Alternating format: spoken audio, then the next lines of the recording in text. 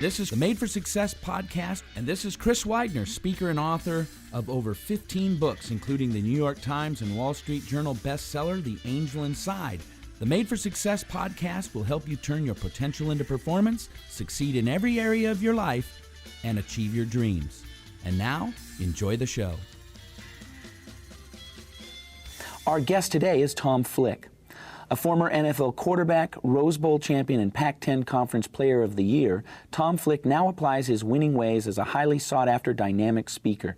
He's delivered over 2,500 presentations since 1989 to clientele including Microsoft, Safeco, Merrill Lynch, and the U.S. Rangers. As president of Tom Flick Communications and Outlook Consulting Group, Tom uses his exceptional ability to communicate clear business solutions with humor, wit, and razor-sharp insight in helping an organization define their vision, improve customer service, and develop leaders and leadership teams. He has a unique gift of connecting to not only the listener's head and habits, but their hearts as well. Welcome, Tom. Hi, Chris. Good to see you. Nice to be with you. Yeah, good to have you here on the show and a chance to catch up. You and I have spent some time talking in the past. We live in the same local area. Met for coffee a few times, and so now we get to do this. So it's always fun to be able to have friends on the show. And thank you. What part does optimism play in that creating that compelling future? How can you be real, which you and I both agree you have to be, but also optimistic at the same time? I think it's all about perspective. Okay. You know, I mean, what do they say? It takes 35 people in the course of every day to make our life successful. Huh. Look at us, we're sitting here in this studio. We've been cared for since we walked in here. We've got a director taking care of us, camera people watching over us. People are going to go out to a store and someone's going to check their groceries for them and take them out to their car. There's people always taking care of us, and it's really a matter of perspective. I had a Russian woman, I was speaking to a large real estate group in California and San Francisco last year, and she came up afterwards and said, Tom, I got to tell you something. In America, you get a freedom, Americans, and you complain about it. And in Russia, when we got a freedom, we used to celebrate it. And so it's all an issue of perspective. And so I believe in optimism. There's no question. Attitudes are contagious, good and bad. They're like wildfire. They'll spread, all over the place. And I believe in being optimistic and having a great attitude, but also being realist about things. And so when you couple these things together and keep a clear perspective on life and really how blessed we are. I mean, I've got 2 arms at work and 2 legs at work. I've got a wife who cares and loves me, and I've got kids. I'm abundantly blessed about what I've got. And the sad part is when I lose perspective and go complain or, why don't I have more kids? Why don't I have more money? Why don't I? It's always looking at what you could have or could be, or that creates for some people. Let me share something with you, if you don't mind, on this subject. My dad lived with us for the last 7 years of his life with Parkinson's disease. I love my dad. And we have some acreage, and my dad and mom were in a 40-foot fifth wheel trailer before my mom died. And so my dad put his trailer on our property.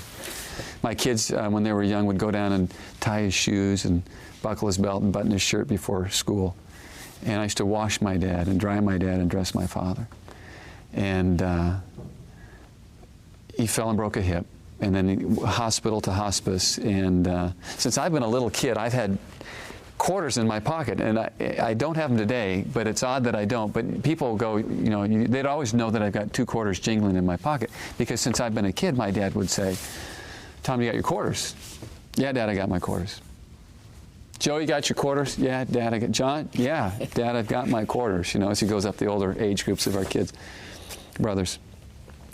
The reason we had 2 quarters was because in case she met a cute girl, we're supposed to buy her a Coke. That's my dad. So he's in the hospital and hospice. He's got a morphine drip that they're having a real difficult time regulating. He's in a lot of pain, but he doesn't, old generation, doesn't say a word. And one day I was sitting there and he said, son, where's my wallet? It's in the drawer, Dad. Give me out a couple bucks. Yes, sir. Put them in my hand. Yes, sir. And a nurse walked in later, and he held up $2, and she goes, "Mr. Flick, we can't take your money, sir." And he goes, No. In case you meet a cute doctor, you need to buy him a Coke. And it's $2 now in those machines at the hospital. But I watched my dad, and he's just an amazing man. But every time a doctor, nurse, or orderly would walk in, he would turn to them and he'd say, "How's your day? And how are you feeling today?" And I was sitting there, in those times when you're going to lose a parent, deep reflective thought. And I thought, you know what he's doing? He's giving people a 10. And he's giving them his best. And I had to really sit and think, because I realized at that moment I based things on a pretty much a sliding scale. It's hump day and it's Monday, and I'd give some people a 7 and some an 8, and sometimes I gave, sadly, my wife and my kids a 2 and a 3.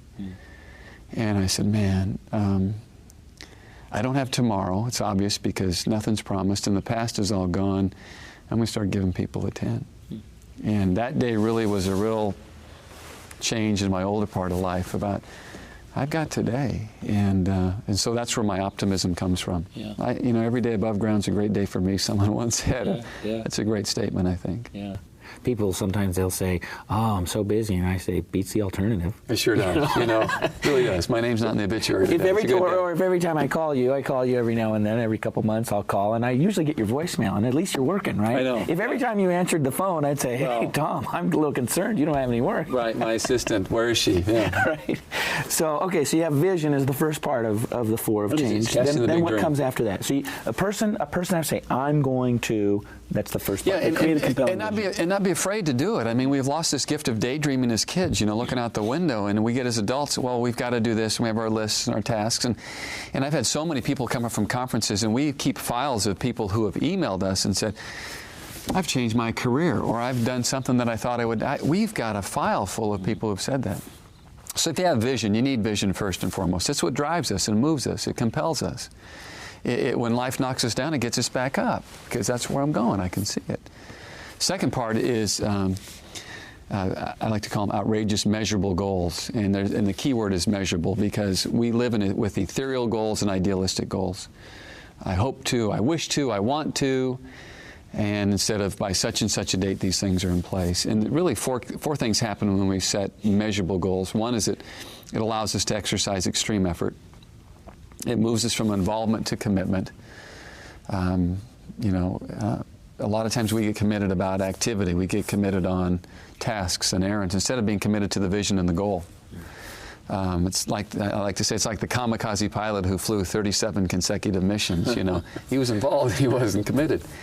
Thirdly, it allows us to reach our full potential. And then fourthly, what it does, it creates a contagious attitude in us. It creates a contagious attitude of optimism about the future. And if not, I like to say we're like the cross-eyed discus thrower. He doesn't score a lot of points, but he keeps the crowd away because he's all over the place. He's all over. So you have a vision, and you have these measurable goals. And then thirdly, you need to live by guiding principles. I love to tell people that principles trump technique every single time. Character is power. And you've probably seen it in your walk in life. I'm tired of Enron and Tyco and WorldCom and Global Crossing and InfoSpace, and those people are going to jail, deserve to go to jail. They just do, for what they've done to people's lives. They've cooked the books. And so what we need to do is make sure that we can answer 2 fundamental but very powerful questions, and that is simply, can I trust you, and can I trust your company? And if your business skills are in place, and you can answer those 2 questions in spades, you'll have a customer for life. Because we don't win customers on product and price. If we do, we don't keep them. We win them on moments of truth. And that moment of truth means being authentic and real to people, being real to yourself, and communicating. I had a young person, like everyone does, call your home, 6 o'clock dinner time, trying to sell you something.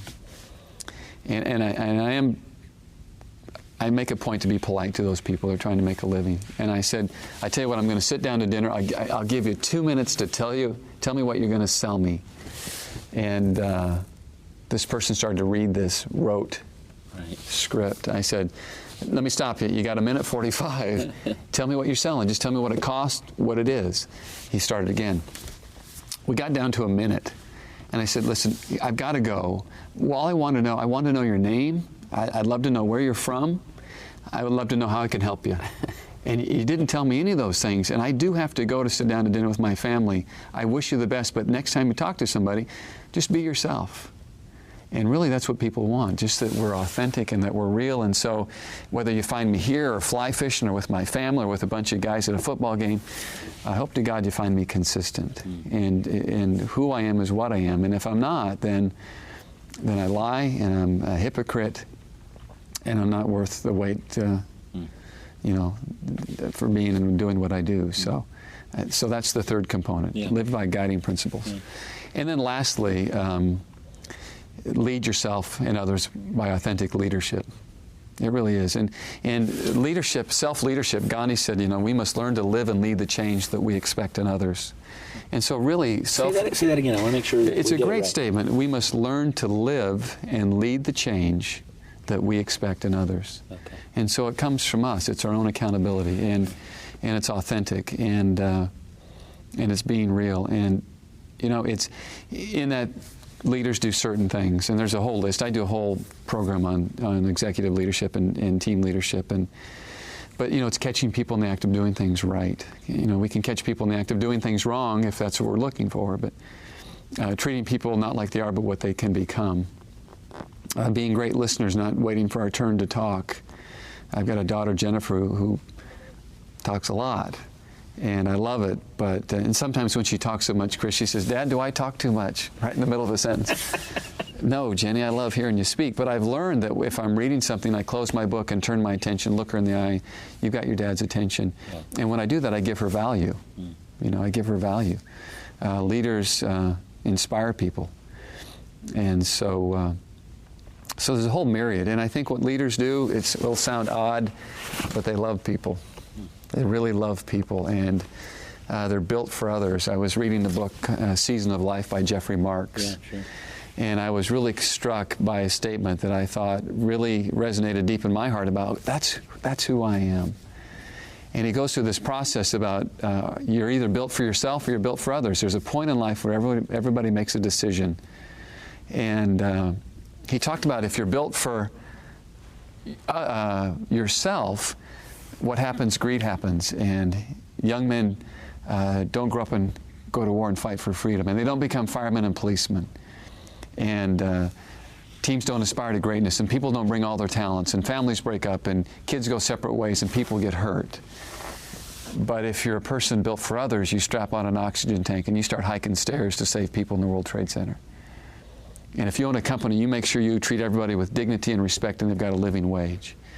And if you're a football player like I was, you played every play not for yourself, but for those men that were around you, because you bring all your talents for the team. And if you're a parent, you make sure your kids get what they need, not necessarily what they want. And if you're a husband, you and I, we make sure that we treat the gal that we married better than anybody else in the world. And that's the difference between people. Because really, as a world, we live in a world that consistently and constantly tries to separate us. Color of your skin, socioeconomic status, education, what you have, what you drive. And yet we're called to be inclusionary. Yeah. Bringing people together. Our diversity makes us great. When I build teams, we build lots of teams. Color, size, background, education, that's what makes a team strong and powerful. Yeah. And people are going, we all want to look alike. No, you don't want to look alike. Yeah. This is your strength. Let's take a 20-second break to thank our sponsor, Made for Success Publishing. For listeners of this show, visit madeforsuccess.com/podcast and enjoy half off of the world's most popular personal development audiobooks. Use coupon code SUCCESS at checkout for a 50% savings. Now, back to the Made for Success podcast show. I want to probe that built for others a little bit more, because for some people, it's hard for them to believe because it's counterintuitive. Yes, it is. It's if you mean if I help you, I'm actually going to get what I want. And Zig says you can get anything you want out of life. Zig Ziglar. Maybe there's somebody out there. You and I know Zig, but most people are going to know the name Zig. He says if you'll help enough other people get what they want out of life, you'll get whatever it is that you want out of life. And yet It's it so seems true. counterintuitive, because It is. how can I achieve what I want if I'm spending my time worrying about Tom and how I can help Tom or serve Tom? How does that work? Isn't that an interesting question? Yeah. And it is counterintuitive. Yeah. And yet I don't know if it's age or wisdom or the combination of both that allows us to understand that that is a truth. Because I've learned it in my life. It's a great question. When we talk to clients, you know what our job is? Our job is nothing but to serve you. We want to create a legend so people will go tell your story. That's our tagline to some degree. And our job, we don't want to be, the sage on the stage. I want to be the guide on the side. I don't care for I want you to succeed. And how can I do that? And when you have a heart and attitude like that, it's I don't know where it comes from, if it's a law or something out there in the world, but I just think God blesses those who bless others. Yeah. And when we serve people and really care about them, it comes back tenfold. Yeah. And it's happened in our career, and it's just an amazing thing. And I think lots of times it's all, what can I get? How do I get it? How do I keep it? And I've learned the more I give away, the more I share, the more I give up, it just comes back abundantly. God is just good. He just is, and that's again, I'm speaking for myself and where I'm coming from, but I've got a faith in God, and He's proved Himself faithful, and I've served this client well, and it's almost like I've earned the right to be allowed to serve other clients well, and so that's how come our business has exploded. So, you talk about learning from your losses as a part of the change process. Yeah. When people look at people like yourself who have been very successful, who've achieved a lot in life, and most of the people that we have here on the show are people who've achieved some level of success that the typical person would say, boy, that's the pinnacle. They've reached the pinnacle. And we tend, I think, to not view them as ever having had any problems or ever suffered any losses or, anything like that. And yet, would you agree that everybody suffers losses, even if they look like they've got millions of dollars and the world by the tail? What are some of the losses that you've experienced, and what did you learn from them? It's funny, they say sometimes you learn more in a loss than you do in a victory, and I would think that's an accurate statement. It really is. I lost something I loved as much as anything was athletics. I never thought I would replace the joy and the deep satisfaction that I got from competing. I just thought it would never happen. And yet what I do now is infinitely more valuable than what I ever did and more enjoyable.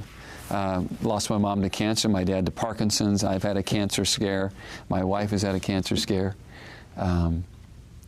Life is bumpy. I don't know if this is accurate or not, but I love history, and I heard that the wagon trains that made it out west on the Oregon Trail, they were told that it's going to be an easy trek, perished, didn't make it, and those who said it's going to be a bumpy and tough ride got there.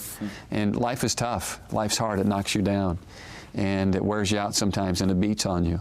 And I think if we know that that's how the game is meant to be played, that it is difficult, and we're suited up to play it well, then life is good. And we all do. I don't think there's any perfect family. There's no perfect school. Marriages are tough, and we have to scrap and fight for them. There's impassioned debate between husband and wife often. Sometimes it's called an argument, but it should be over ideas and issues and where we're going. And life is hard, and we've got teenagers, and that's a whole different world. And I think that it's all of that, though, to put it all in perspective, life is all about relationships. I mean, it really is. It's about relationships. It's all that we can take with us, And I can discipline my son Joe because I've got that relationship that balances it out. It's another form of love, but, if it's all discipline and no love, then, we struggle. So, what do you say to the person who says, easy for you to say, Tom, you lived it.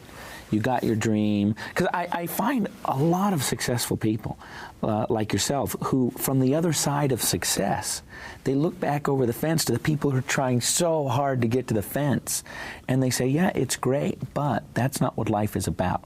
And they say, easy for you to say, you made it over the wall, right? That's tough. How do we make that believable for people? That it's fun to win Rose Bowls and play in the NFL and make a lot of money, but that's not what it's all about. It isn't, and I think that's a great concept and question. I know in my life, I don't feel I need to invent the wheel. I thought I did when I was younger.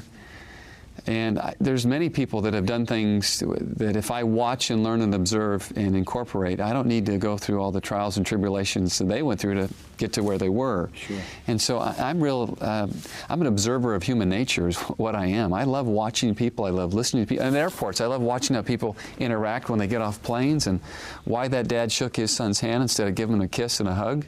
You know, I'm curious why that happens. And I watch organizations and leaders and how they lead their teams and how they speak. And so I think, you know, when I was younger, trying to be on the other side of that, you know, it comes down to what's really valuable and what you attach to things. And man, you know, it's funny. I've got a friend, dear friend. He's like a brother. His sister was diagnosed with a brain tumor. She's doesn't have great odds to survive more than 6 or 9 months. And we both sat and stopped, and we went and walked and talked, and it's interesting how he said, you know, I'm doing things different about my life now, and it's all perspective. This is all a bunch of stuff, you know. Shirts, slacks, they're nice to have. They're not bad or wrong, right, but it's just a bunch of stuff. Yeah. And when my dad died, my mom died. It was a relationship. It's all that mattered. Nothing else mattered. It's about people. We talked a little bit about losses just now. Now I want to turn to winning and being a champion. And you have a talk and some training that you do called the Heart of a Champion. What makes a champion? Whether it's you know, a person running a small little store, or their family, or they're an athlete, or they're in big business. What makes a champion?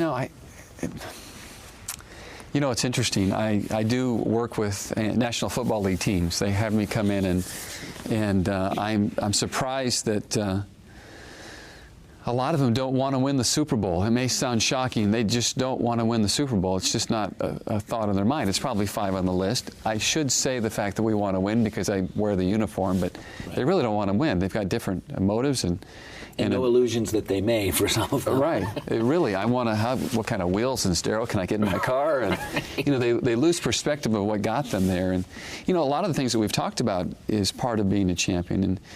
And it's just, you know, really learning about who we are and what we want to do. And yeah, you call it the switch is like one of the first ones, right? The switch, which is power. Yeah, then that's vision. That's what powers on. Flipping the switch is the vision. It really is. It's casting what I want to do, and it's really taking an assessment about who I am and what are my gifts and what winds my watch. And you know, how to never work a day in your life is to fall in love with what you do. And well, oh gosh, that's a neat coined phrase, Tom, but it's really true. I mean, my son's 17 right now.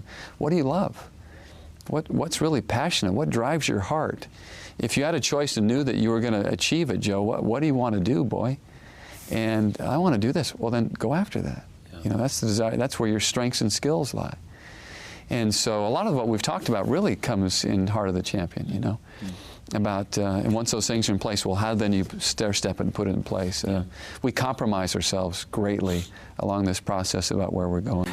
So let me ask you this then. We'll switch a little bit. I interviewed one of your real good friends, David Cook, and he talks about interference. And it's one thing to lead and to do your deal when there's no interference. But I think about, I mean, I can't even imagine. Well, you said when you were going out there and there's 75,000 fans, and I thought, boy, you've played probably, what's the Rose Bowl, 108,000 or something like that.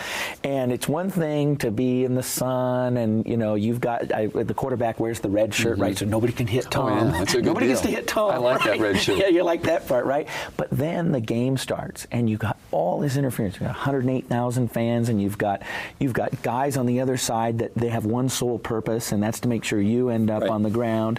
And you come up there, and you've got, what is it, 45 seconds is the clock, and that's to tell everybody, the team, what's going to happen. Not even that. So, go ahead. So is it 30? I think it's 30 or 35 Okay, now. so 30, 35 seconds to tell the team what you're going to do, get into position, and then line them all up, and then make sure that the other team has that. And then orchestrate the whole thing, the motions exactly. and movements and check calls. and make sure the flanker's in his position, the lineman in his position. What do you do? Because there's a lot of people that go into chaotic workplaces and they just go, our business is changing, our competitors are changing, technology's changing. How do you continue to lead and execute in the midst of all that pressure? The way that you do it, the way that I did it, was preparation and growth. I mean, okay, what does that mean? Well, I hated and loathed any thought of being on the field unprepared. I went over our game plan and red zone and our third and short package, our third and long package. I knew all the plays and all my options and all my audibles. When I played at the University of Washington, Coach James gave me almost a green light about audibles, which he had never done before. He just said, if you need it and see it. You understand it, you know it, you call it. And I loved it because when I got out there, it was like, okay, here comes the blitz, corner crash. Great, bring it. Yeah. You know, because I know I'm going to my hot receiver when you leave that place. So it was preparation, and it's no different when I speak or work with a client. And when I work with clients, what are your challenges? What are your holdbacks? What are your obstacles? What are your stops and goes? What are your goals, objectives? And in that process, I'm prepared, and then I can live within my strengths. So that's one of it. And then the second part of it is growth. You know, I don't believe in my heart of hearts there's a neutral in our life. There's a drive and a reverse, and we're either going forward or going backwards. I just feel that strongly, and we're progressing towards something or we're declining away from it. And so it's a growth. It's you know, if people want to succeed, go read a book about someone who's done things. I mean, really, if you think about it, the only thing that's going to change us are the people we meet, the books we read, and now the CDs that we listen to, and now or certain TV shows that we watch. Yeah. I mean, that's it. In 5 years from now, the difference that I'm going to be, the growth that I'll make, will be because of those factors that I've incorporated in my life. And so, so that's, for me, it's preparedness. I mean, I've got to be prepared. And then when you flip on that switch of a vision, you're prepared, you love where you're going and what you're doing, and then that growth, constantly growing, you know. And what happens is, what the problem with that, Chris, is we get stuck in a comfort zone. Right. I like to call it the I am zone, or how I see myself zone, or the zone I perform comfortably in. We get stuck, and the reason we get stuck many times for a lot of people is that I'm educated, I make a good living, I'm successful, and you can see how we fall into that trap. Yeah, why would I change? This is great. I mean, I'm doing pretty good. And yet we get stuck in a comfort zone, and we stop growing, and we stop stretching, and we stop learning, and then we start to get into a rut. John Wooden said, I think, the enemy of great is being good. You know, good stops us from being great. And so we've got to always have that assessment, always continue to have that intervention. Because it's change, change, change, take a breath and change again. We live in a world that's just rapidly changing, and so we need to embrace it and manage the rapids of change instead of being those who say, you know, I just want to stay put for a minute, because you're going to be left behind. So, and you've actually lived. Thanks for listening to the Made for Success podcast. Get to know us at madeforsuccess.com/podcast. Meet the hosts of the Made for Success podcast and pick up a free copy of the Totally Motivated ebook by Chris Widener. We will see you next time on the Made for Success podcast.